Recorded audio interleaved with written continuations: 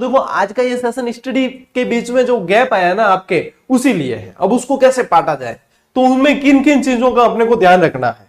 तो मेन चीज तो यह है कि गैप नहीं आया है तो बेहतर लेना है। जो हुआ है वो हो गया, उसे बदला नहीं जा सकता, लेकिन उसका समाधान ढूंढा जा सकता है कि अब करना क्या है, अब आगे कैसे बढ़ा जाए।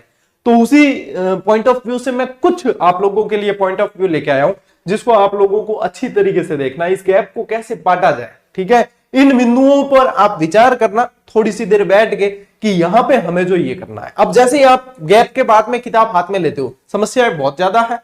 ठीक है, आप लोगों के पास में मान लीजिए समय कम बचा है, फिर भी एक चीज अब फिक्स करनी है सबसे पहले आप लोगों को कि टारगेट क्या है आपका। ठीक है, कि आप किस लिए पढ़ रहे हैं। सबसे पहले आप लोगों को क्या फिक्स करना है, आपका टारगेट, कि पढ़ किस लिए रहे हो। किसी का टारगेट होता है आरएस के लिए पढ़ रहे हैं, किसी का टारगेट है कोई पशु परिचर के लिए पढ़ रहा है, कोई शिक्षक भर्ती के लिए पढ़ रहा है, कोई एसएससी के लिए पढ़ रहा है, कोई नेट के लिए पढ़ रहा है, किसी भी चीज के लिए पढ़ रहे हो। यहां पे वही विद्यार्थी वीडियो देख रहे हैं जो गवर्नमेंट जॉब की तैयारी कर रहे हैं। ठीक है, तो आप लोगों को टारगेट फिक्स करना है, मेरा टारगेट क्या है। जब टारगेट फिक्स कर दिया आपने, फिर आप जो है विचलित नहीं हो सकते, इसकी आपको परमिशन नहीं दी जाती। ठीक है, ये अलाउ नहीं किया जा रहा कि आप फिर टारगेट फिक्स करने के बाद में विचलित हो। टारगेट फिक्स कर लिया यानी कि आप लोगों को पैटर्न पता है, आप लोगों को सिलेबस पता है, उसके अनुसार ही आपकी रणनीति चलनी चाहिए। सबसे पहला क्या काम करना है, फिक्स योर टारगेट। ठीक है, टारगेट क्रिस्टल क्लियर होना चाहिए एकदम कि हाँ मेरा टारगेट ये है। अब चाहे आप लोगों के पास में 3 महीने बचे हैं, चाहे 6 महीने, चाहे 1 साल, जब टारगेट फिक्स है तो एक लाइन पे, एक पटरी पर गाड़ी दौड़ती है, और एक पटरी पर जब दौड़ने लग जाए तो आप उस गैप को भी कवर कर सकते हो। तो सबसे पहला काम है टारगेट फिक्स करें। दूसरा काम है डोंट कंपेयर। अपने आप की तुलना अपने आप से भी नहीं करनी है। क्यों नहीं करनी है, क्योंकि अपन अब जब गैप आने के बाद जिस लेवल पे हैं और गैप आने से पहले जिस लेवल पे थे, उसको कंपेयर करने से अब कोई मतलब नहीं है। तो कंपेयर किसी से नहीं करना है। हाँ, अपने आप को कैसे सुधारा जा सकता है उसकी तरीके से आगे बढ़ना है। उसकी तरीके से आगे कैसे बढ़ोगे, टेक इजी स्टेप्स। आप किसी टॉपिक को ले रहे, मान लीजिए आपने लिया राजस्थान का परिचय। आपने क्या टॉपिक लिया, राजस्थान का परिचय लिया, या इंडिया का परिचय लिया, या जो भी जिस भी सब्जेक्ट के अंदर आपने टॉपिक लिया।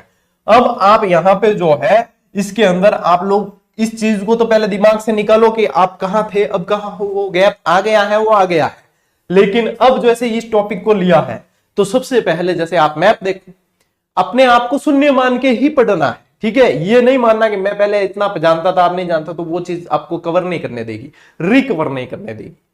तो यहाँ पे आप लोग शून्य मान के ही पढ़ो, और जितना ये मानो कि मैं अभी तैयारी स्टार्ट कर रहा हूं, मैं पहले कुछ भी नहीं था या कुछ भी नहीं थी, अभी तैयारी स्टार्ट कर रहा हूं, अब जितना सीख सकता हूं वो बढ़िया है। तो अपने आप को फ्रेश, गिलास को पूरा खाली करो तो भरने की गुंजाइश रहेगी। अपने आप को फ्रेश, इजी स्टेप्स लो, मैप को देखो, आउटलाइन देखो, फिर देखो कि कितने राज्य सीमा बना रहे हैं, कितने देश सीमा बना रहे हैं, क्या है इसकी स्थिति। शुरू से शुरू करो, इजी स्टेप्स और इजी सवाल पहले टारगेट करो, डायरेक्ट डीप मत जाना। आपका ये दौर चलेगा कुछ दिनों का वार्म अप का।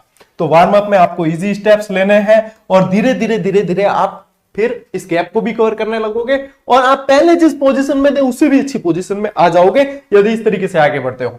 लर्न फ्रॉम बेसिक, बेसिक से सीखना शुरू करो। गिलास को पूरा खाली समझो, आधा भरा हुआ है फिर भी उसे खाली समझो।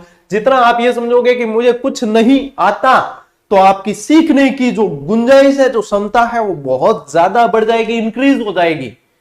और जब ये चीज गुंजाइश बढ़ जाएगी तो आप ज्यादा सीख पाओगे, और जो जितना सीखने की इच्छा ललक रखता है वो उतना ज्यादा सीख पाता है। ठीक है, तो ये बेसिक से आपको सीखना शुरू करना है, गहराई में नहीं जाना है। डायरेक्ट वार्म अप का दौर चला है 8-10 दिन, जो है आप 10 दिन 15 दिन महीना पर लग सकता है। वार्म अप, इजी सवाल, इजी सवाल, जितने सरल सवाल पढ़ते जाओगे कॉन्फिडेंस बढ़ता जाएगा। जितने सरल सवाल याद रहने लग जाएंगे, कॉन्फिडेंस बढ़ेगा। धीरे धीरे आपकी गहराई और आपकी क्षमता, आपकी सीटिंग पावर, सारा कुछ बढ़ने लगेगा, और आपका जो ये गैप है वो कवर हो जाएगा। लेकिन तुलना नहीं करनी बीच में किसी से। ठीक है, ये चीज बहुत ध्यान रखनी है, तुलना वाली। अवॉइड ओवर थिंकिंग, ये सबसे ज्यादा घातक है। मैं भी बहुत ज्यादा सोचने लग जाऊं, बीमार हो जाऊं।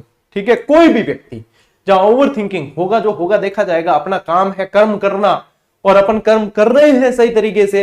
हाँ, ये है कि अपन 24 घंटे में अपने उसके साथ भी न्याय नहीं कर रहे जो हमें करना चाहिए था, तब जो है वो सोचने लायक विचार है। लेकिन अपन अपना कर्म कर रहे हैं तो बस ओवर थिंकिंग छोड़ दो और अपना कर्म करते जाओ। अब यहाँ पे आपकी मुख्य भूमिका निभाएंगे शॉर्ट नोट्स। यदि गैप आया भी है और आपके पहले शॉर्ट नोट्स बने हुए हैं तो ये उनके लिए दिव्यास्त्र होंगे इस समय। ठीक है, शॉर्ट नोट्स आप लोगों को बहुत जल्दी रिकवरी देंगे। ये यूं समझ लो, शॉर्ट नोट्स इस गैप के बीच में आपके एक पुल टाइप है। ठीक है, इस गैप के बीच में पुल टाइप है जिसपे आप फटाफट से चल सकते हो। ठीक है, चलना तो आपको ही पड़ेगा लेकिन चल सकते हो।